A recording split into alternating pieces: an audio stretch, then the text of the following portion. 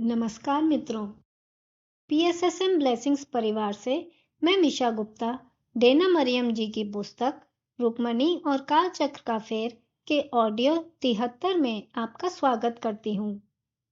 अंजलि अपने पिछले जन्म की कहानी सुजाता को बता रही है कि कैसे मानव अनजाने में किए गए अपने कर्मों के कारण दूसरों के साथ भविष्य के कई जन्मों तक कर्म बंधन में बंध जाता है। आइए अब अंजलि द्वारा उनकी आगे की कहानी सुनते हैं, जब ऋषि मैत्रेयी राजा के प्रति अंजलि के व्यवहार से बहुत निराश हुईं।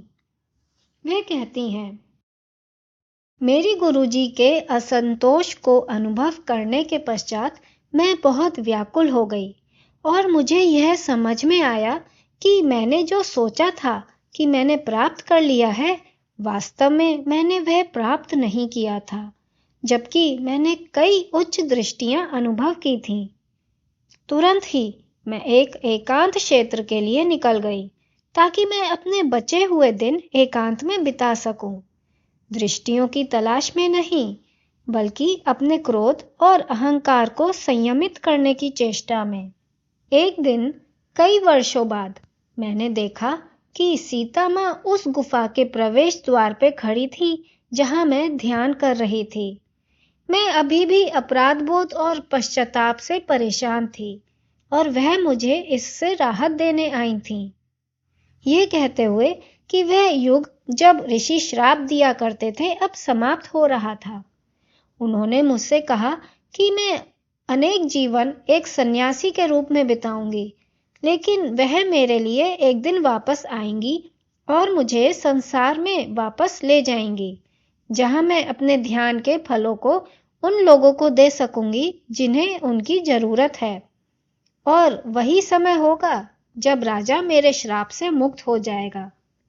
गुरुजी का सानिध्य छोड़ने के बाद मुझे शांति नहीं मिली, लेकिन सीता माँ ने तब मुझे शांति दी और मेरे बचे हुए दिन उस सुख में बिताने में सक्षम बनाया जिसे मैंने पहले कभी नहीं जाना था।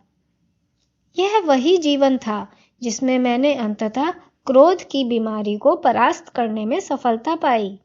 लेकिन मुझे और जीवनों की आवश्यकता पड़ी जब तक मैंने घमंड को परास्त नहीं किया, जो एक व्यक्ति के मन में आध्यात्मिक पथ पर प्रगति करते समय चोरी छिपे घुस जाता है। तुम्हारा अंबा, मेनका और काशनी का पुनर्मिलन मात्र एक जीवन भर के लिए नहीं था। इस प्रकार से इतने सारे कर्म संबंधों का एक साथ हल होना वास्तव में एक दुर्लभ घटना है। तुम सभी के बीच बिताए गए संक्षिप्त समय को मानव जीवन की अस्थायीता में एक महान पाठ के रूप में देखा जा सकता है। यह पहले से ज्ञात था कि अंबा की इस जीवन में पति द्वारा हत्या की जाएगी, लेकिन उसे ऐसे किसी के लिए मरने की संभावना बनाई गई थी जिससे उसे बहुत प्रेम था। काशनी, वह बेटी जिसे उसने अपने उस जीवन में प्रेमा के रूप में दे दिया था। इस प्रकार उसने अपनी मृत्यु में एक उद्देश्य पाया, काशनी को एक भयानक विवाह से मुक्त करने में, एक ऐसे व्यक्ति से जो उसकी कद्र करने या समझने में सक्षम नहीं होता। लेकिन साथ ही उसने काशनी को श्राप से मुक्त करने में सहायता की, जब तुम और मेनका उसकी पिछली जिंदगी की बुआ और दादी उसकी देखभाल कर सकते थे और उसे वह प्रेम दे सकते थे जिसकी उसे आवश्यकता थी। यह कितना अद्भुत है कि तुम अपने सर्वश्रेष्ठ मित्र की बेटी की देखभाल कर सकती हो, जो तुम्हारे सुंदरी के रूप वाले जीवन में तुम्हारी भतीजी थी, एक भतीजी जिसे तुम पहले नहीं जानती थी। क्या तुम्हें याद है, अंबा की हत्या के बाद माता ने कहा था कि काशनी को 2 वर्ष तक छिपने की जरूरत होगी? उन्होंने पूछा। मैंने सिर हिलाया। इसका कारण यह था कि माता को ऋषि मैत्रेयी को ढूंढने के लिए समय की आवश्यकता थी, जो अब पृथ्वी पर नहीं रह रही थी। वह एक उच्च स्वर्गीय क्षेत्र में रह रही हैं और उन्हें यहाँ लाने में माता को 2 दिन लगेंगे। जो पृथ्वी के समय में 2 वर्ष में बदल जाते हैं। अंजलि के द्वारा मुझे बताई जा रही बातों को पूरी तरह समझने में असमर्थ मैंने उनकी ओर प्रश्नार्थक दृष्टि से देखा और भ्रम में पूछा, यदि ऋषि मैत्रेयी अब एक स्वर्गीय दुनिया में है तो वह पृथ्वी पर कैसे प्रकट हो सकती हैं? अंजलि मुस्कुराई। यह कोई बड़ी उपलब्धि नहीं है। माता के लिए सब कुछ संभव है। जिसने ब्रह्मांड का संगठन किया है वह आसानी से उसे पुनः संगठित कर सकता है। एक रात माता ने मुझे बताया कि ऋषि मैत्रेयी कहाँ प्रतीक्षा कर रही थीं और उन्होंने मुझे तेजी से काशनी को लेकर उसे वहां ले जाने के लिए कहा। मैं मध्य रात्रि जाकर उसे यहाँ से कुछ घंटों की दूरी पर एक सुनसान क्षेत्र में ले आई। उसने मुझे बताया कि उसने तुमको सूचित किया था कि वह मेरे साथ जा रही है और तुमने इसके लिए अपनी सहमति दी थी। मेरे लिए यह एक महान उपहार और प्रसन्नता थी कि मैं फिर से अपनी गुरुजी से मिली और अतीत से इस दुर्भाग्यपूर्ण घटना को सुलझा सकी। जहां तक काशनी की बात है, वह अब उस प्रशिक्षण को प्राप्त कर सकती है जिसके लिए वह उस लंबे समय से पहले के जीवन काल में तैयार नहीं थी। अंजलि ने अपने नेत्र बंद किए और एक सांस ली। फिर उन्होंने उन्हें खोलते हुए मुझे देखा और कहा, तुमको यह पता होना चाहिए कि काशनी के पास कई आध्यात्मिक क्षमताएं हैं जो पूरी तरह से विकसित नहीं हुई हैं। उसकी यह क्षमताएं उसके गंधर्वों के साथ बिताए गए समय से आती हैं। गंधर्व माता से जन्म के बाद उसने मानव जन्मों के बीच उनकी दुनिया में कुछ समय बिताया, लेकिन वह अभी भी युवा है और उसकी दृष्टियां उसके लिए अस्थिर है क्योंकि वह उन्हें समझने या नियंत्रित करने में सक्षम नहीं हो पाई है। ऋषि मैत्रेयी उसे उन क्षमताओं को संवर्धित करने और दूसरों के हित में उनका उपयोग करने में सहायता करेंगी। यह काशनी के लिए एक महान आशीर्वाद है, एक श्राप से उत्पन्न आशीर्वाद, जिसके लिए सीता मां के हस्तक्षेप के कारण हम उनके ऋणी हैं।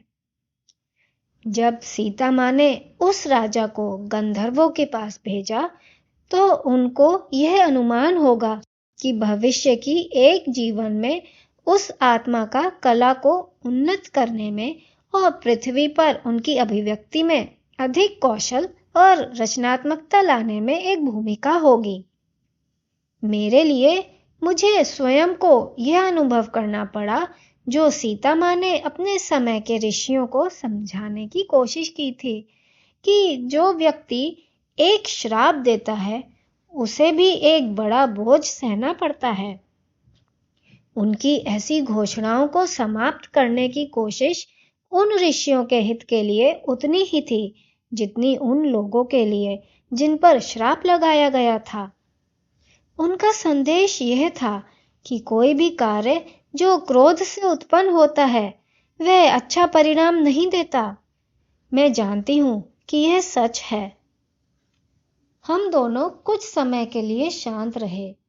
मुझसे कर्म के बारे में जो कुछ उन्होंने कहा था उसको मैं समझ नहीं सकी क्योंकि उसके विषय में मुझे बहुत कम ज्ञान था, लेकिन मैंने उनको उदारतापूर्वक सुना जब तक उन्होंने समाप्त नहीं कर लिया और फिर मेरा मन दोबारा से काशनी की ओर मुड़ गया।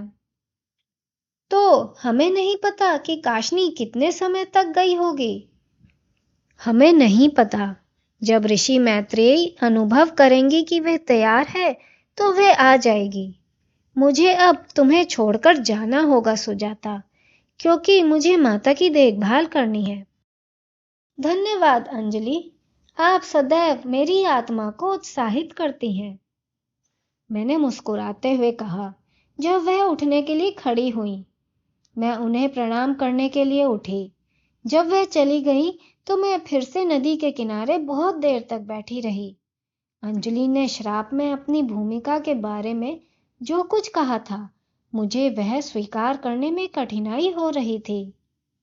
तुम, अंजलि, जो कभी किसी को हानि नहीं पहुंचाती, ये कैसे हो सकता है? मैंने फुसफुसाते हुए पूछा।